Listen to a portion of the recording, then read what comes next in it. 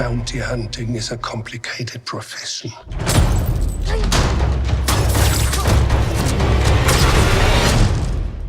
Welcome everybody back to Spin Rack. It is me, Mobs, with my boy, PD. Hey, I only got one word to say. Absolutely, freaking fantastic. That's all I gotta say. You know, the review is that off the chain, bananas. We're talking about The Mandalorian, one of the best shows on TV right now. You can't deny the production value is there, the acting is there, the story is there, and most of all, it has that it factor. That it factor that makes you want to see, makes you want to do, makes you want to be part of. Okay? Boba Fett factor? That the factor? it factor. It's just the it factor. Now this has been the actual length of these shows have been like 38 minutes. They don't seem short in the same time of that, but we introduced the Mandalorian, basically the bounty hunter going out and taking care of making some money, but then he's going off on this one, which is going to be a very pricey bounty.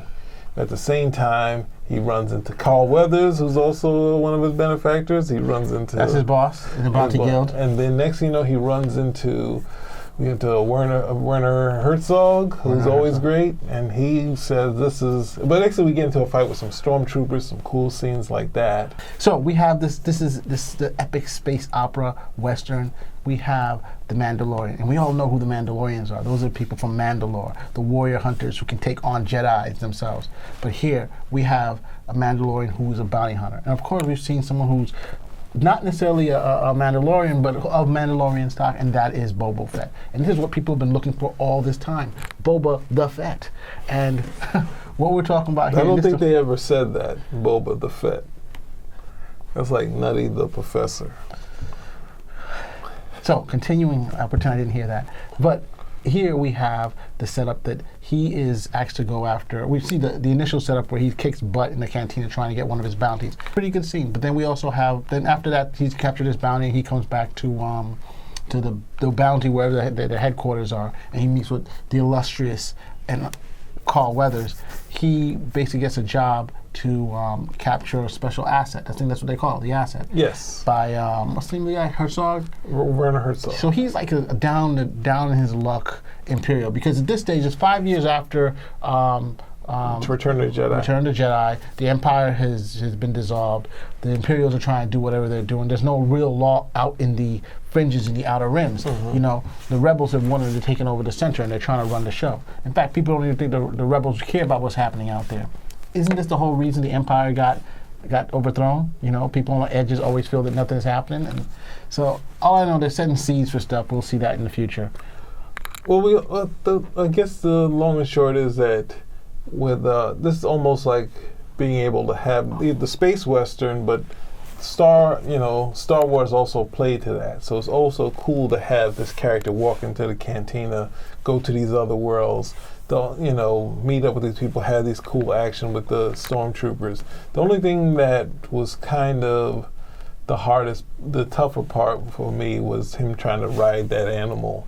That kind of... So when he goes after the asset into that before new he world, comes to the asset, he's trying to... They said you had to learn how to ride this animal, and it's sort of like...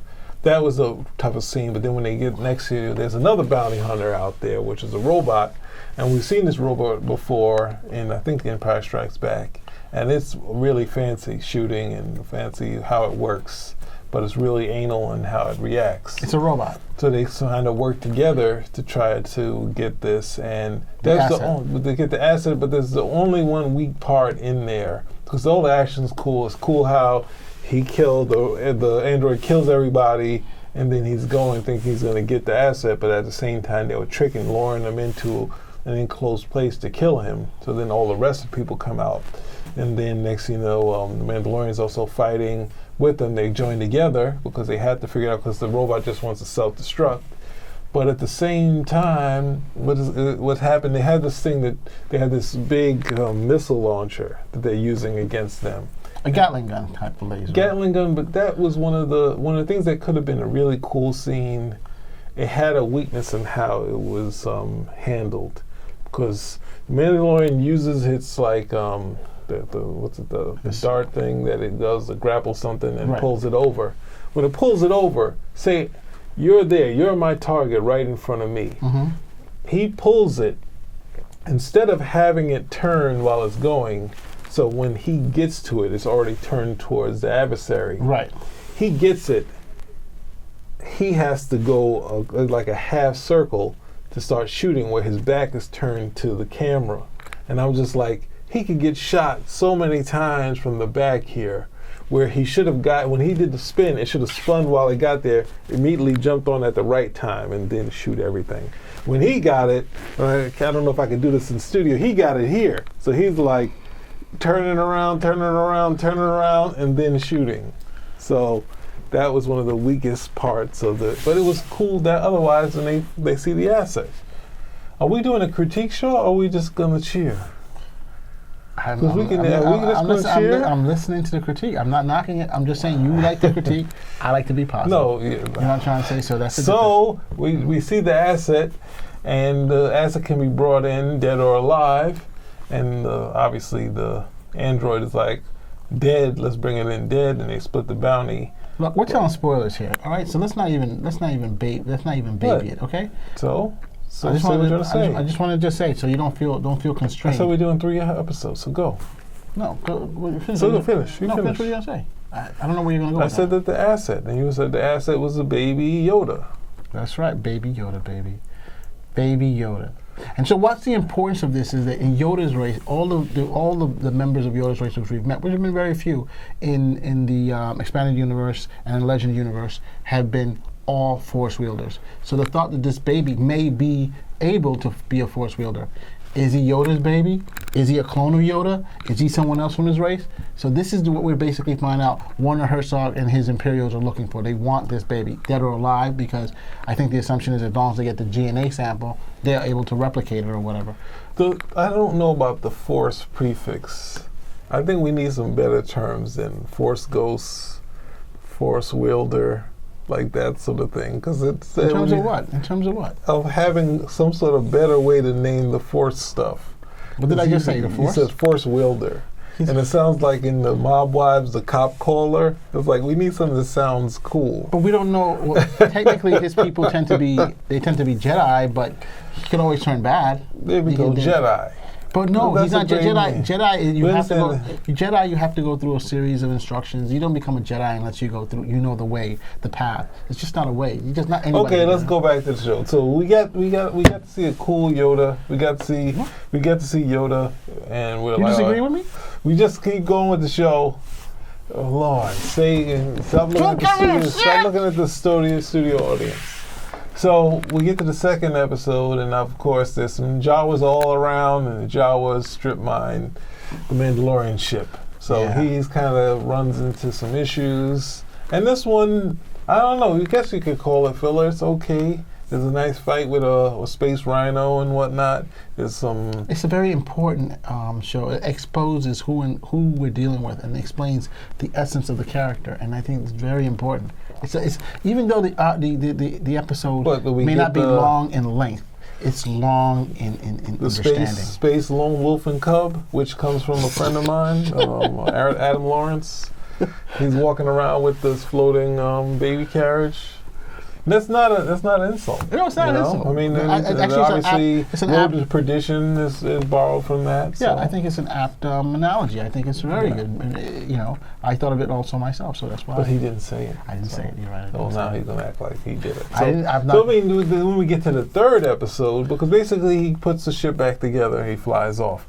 But we don't think. But wait, but the child. You're gonna say that he used the Force. You said that he's a Force wielder, right? Right, but we can see that he's not totally developed. He's still a child. The asset is a child. You said he's like 50. 50, no, but he's still in like a toddler basically. He's still cute. He's cuter than BB-8. I don't know. Still a creature. Okay. It's babies of all creatures have a look. It's 50-year-old baby. It's Benjamin Buttons. No, Benjamin ugly as hell.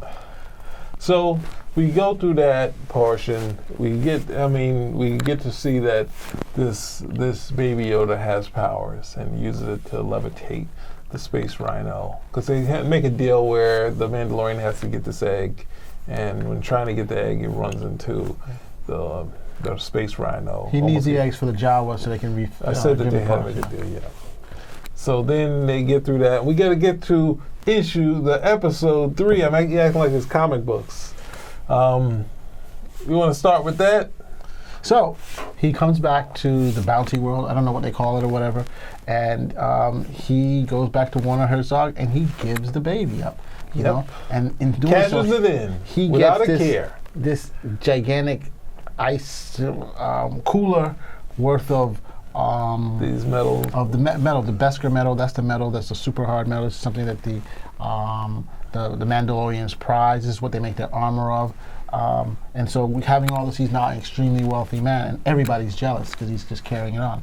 But the one thing about this thing that we have to understand about the Mandalorian is that he's an orphan. You know, his parents were killed during the Clone Wars. We actually see the clone, not the clones, but the robots, can see these flashbacks. the droids. That explains why he's not crazy about droids. He tries to avoid them. And it's pretty interesting that everybody there knows what he did. You know, I mean, this is not a place where like, oh, he got something to walk away. If he's walking, everybody knows he's walking with a load of very precious metal. And so he goes back to the Coven, I think he called it. Yes, the Mandalorian Coven, and they're like, you know, this is the way. They're basically, it's like almost a mystical thing between all of them. They're really connected. Yeah. And it's not, you know, it's important to the group that they.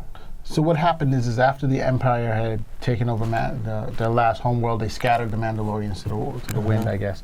And so now they have to hide underground. Because, you know, Mandalorians are basically hunter-killers, basically. These guys are not, you know, standing around. These are, I guess the apt analogy would be closest to be the Predators, basically. You know, well, no, probably the not. Predators, the people have decided that they're not really that smart. So they're not like they can only say a couple words. They only can mimic people. But they asked him, hey, do you want an insignia? And he's like, no, because the person the adversary actually helped me. You know what I'm trying to say? And so I didn't earn it, which is pretty interesting. And he's living a code. So everybody thinks he's just a bounty hunter, but he's living a code. Another thing too is that everybody doesn't know how many Mandalorians there are there because they're hidden. So I'll let you continue from there. So he's left with his nice shiny armor. And all I want to say is that he sees the baby carriage on the side, and he's like, what? I gotta go in. You think it was then that happened? I think he was having problems from before when he took the money, he asked him, what are you gonna do with the baby? He had some subtle issues, but he took the money and left. Yeah. Even though he didn't like them holding the baby carriage and doing all this stuff, he left with the money, got his suit and said, you know what? If I see something wrong on the street, I'm going to take it out. What if he didn't see the baby carriage? He was just going to I think he was going back because when they were forging the armor, he was having the flashbacks of what happened to him and his family. You know, him being an orphan, his family being killed by droids, the Imperials being, you know, the fight there. So I thought that right then he made the decision, I'm going back. Okay. I'm getting my armor. And so he went back and he decided to kick butt. And he kicked a whole lot of butt. But there was one weakness, I think. What did you say? My weakness was that, so he goes back there, and he does a great job blowing holes through walls, taking them out, and you see all the different things that have been done in his armor, off the chain. Yeah, the thing that they hinted early on in this armor. He's got little missiles that can take off and knock off people. He has the flame, which is still there. He has the grappling hooks, you know. But didn't it seem that there were a lot more damn rooms in that building? Yeah. You know, really I mean, big. that building seemed like, what the hell? How many people were in that building, bro? It's I mean, I don't know. There's a lot of catty corners, so it could have been bigger than expected. And then you also have to say it's not just 5. They had to make it a little bigger. I know. I'm just saying. Some leeway. I give it leeway too, but I was just like, whoa, this fight. We thought there was only 5 stormtroopers. There was like a friggin' squad there. Not a squad, a platoon. He goes there. There are 2 big distinct fight scenes. 3. So what happens? He goes in there. He kicks ass. If I can say that against the stormtroopers. Then he comes out, and all the bounty hunters now know he took off with the ass, and they're coming out. Yeah. And that's another fight. He comes out there. He's shooting them up, and they're shooting back at him. And he's at the very end. He's at this wit end. And what shows up? Oh my gosh, Mandalorians with their jetpacks flying out. Blah, blah, blah, blah, blah, blah, blah. is off the chain. I'm telling you, bro, I was just falling out my seat when I saw that. I couldn't friggin' believe it. I was like, yo, Mandalorian. The only time you've seen something like that has been like in the Clone Wars. Yo, Star Wars. It's never been done in live action. Well, we did see Boba Fett do that once. That's true. That's not wrong. We can't go to what's. But the amount of Mandalorian. What are you talking about I think in part 2. Yeah, part 2 Empire. I'm just saying. No, you talking about are you talking about Jedi? Or are you talking about the Boba Fett and when he had the jetpack and he was fighting? Look, because in Return of the Jedi, he did not look like he was that proficient. Okay. He was flying around. Okay. So he was like the people with the jetpacks in real life. It was like. So as I was saying, the coolest character in the thing, and he was totally non. He couldn't do anything in what's the name? He's sit there, he's looking cool, and he's like missing everything. So as I was saying, how could you do that to us, Lucas? Mandalorian coming out of the woodwork, battling the thing, kicking butt. And Jango was cool too, but then he get his head cut off. So that's saying we were talking about that too. And then they let him go, and they're like, yo, he gave him a salute, like, dude, go on, you're doing the right thing, and that's it. So I gotta say, I'm so freaking happy that they've done something like that. They've been just giving us more and more. I gotta say, this series is delivered time and time again. John Favreau, he basically knows what we want. He started out with Iron Man. I was down on that when I first came out. Did not think the Iron Man movie. Yeah, he did the Iron Man movies, and he did a hit. What are you talking about? Why are you down on that? Can I finish what I'm going to say? You said you're down on it. I was down on it when the first one came out. I didn't think it would be a success because it was, as far as I'm concerned, a tertiary character, and it was a hit. He was the director in that. The guy Disney put him on he did the live action movie. He did the live action. He practically did with The Jungle Book. It was a great movie, and then The Lion King, which was another good movie, and now Mandalorian, another hit. John Favreau has the magic touch right now, and I say, dude, if he does this art, go rock with it, bro. They're not ready. They're not buying into it yet. They're giving them the money. John, don't forget, the resume was put in a couple of weeks ago. Okay? Don't forget that. Here we go. You know what I'm trying to say? Anyway, we're going to spin a rack out this. We got to gush over it, but it was great action scenes.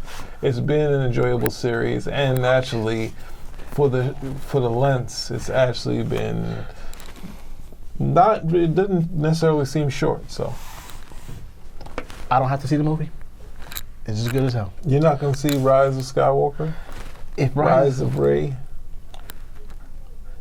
All right, we're going to digress into a small thing right here. With the woman DeLorean that we haven't seen any woman yet? You haven't seen that? We saw the woman Mandalorian, the one who was forging the doggone. No, but basically the warriors out there, we're not going to put the letters in front of it, maybe the J and S, but there's some warriors out there that are saying, there's no women, there's no women. Of course they're female Mandalorians. Tell the dude to go friggin' watch the Clone Wars and Star Wars. Not that, they're talking about in this story, because they're counting. And they're saying, but I'm saying the chick. All right, we have one man here and a male thing. And look, we're not getting into that social justice stuff about Mandalorians. Look, I'm not sure if I mean, come on, that's what their issue is. Oh my gosh, you know what? There was someone that came out and was complaining about women not being there. Then a woman, we don't listen to that. A woman came and then she's like everyone else slammed her, but then also women also slammed her. Like, come on. Okay, you know what? That's a BS argument. You know, the person who runs Star Wars is a woman, Kathleen Kennedy. A lot of people behind she said she wanted men in there. We need more men.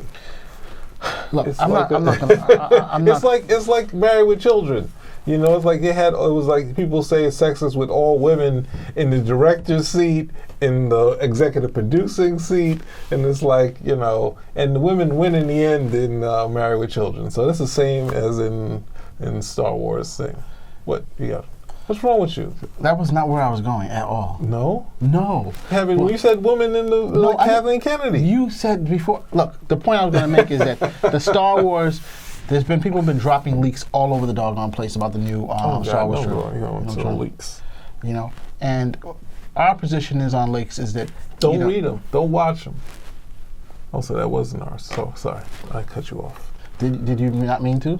I didn't mean to. I think you did. I thought I was responding with you, and I wasn't. Our position is you shouldn't be looking at them. Okay. You know, that's it. Okay, spin a rack. Out.